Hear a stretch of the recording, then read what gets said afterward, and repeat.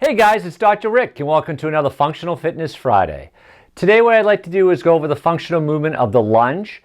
Last week we talked about the squat. Both the squat and the lunge target the quads, hamstrings, as well as glutes, but the lunge tends to be a little bit more of a dynamic exercise, requires a little bit more balance, coordination, gets a little bit more hip separation and hip flexor length.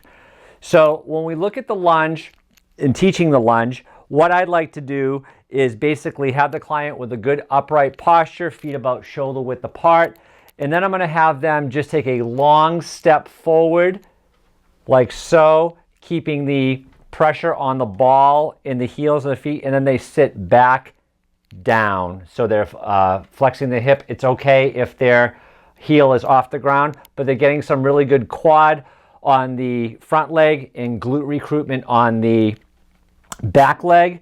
And then what the challenge is, especially in the water, is when you're coming back to a standing position, to that return position, you're going to be fighting that drag and viscosity of the water to come back in return to that starting position.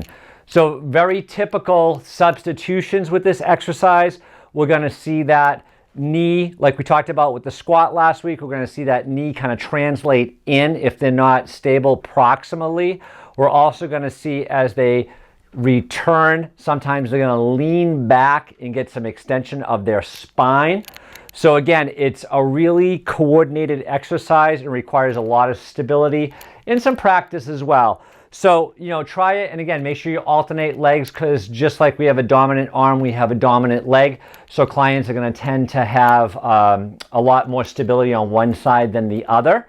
But like I said, it's a great exercise to really get that hip flexor length and get that glute recruitment and some really good core stability.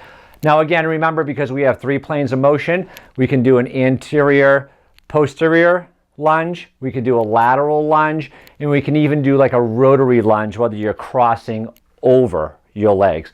So again, make sure you're keeping that good upright posture, core engaged. And again, it's going to take a little bit of time to get your client comfortable with this pattern. So what I'd like to do is show you some videos under the water of a forward and lateral lunge, and even like a diagonal lunge. So keep those questions coming. I really appreciate you guys giving me some feedback about these videos. And if you guys want any really good aquatic physical therapy, sports performance, aquatic fitness, functional evidence-based training, check out rickmcavoyaquatics.com. And we'll see you guys next Friday.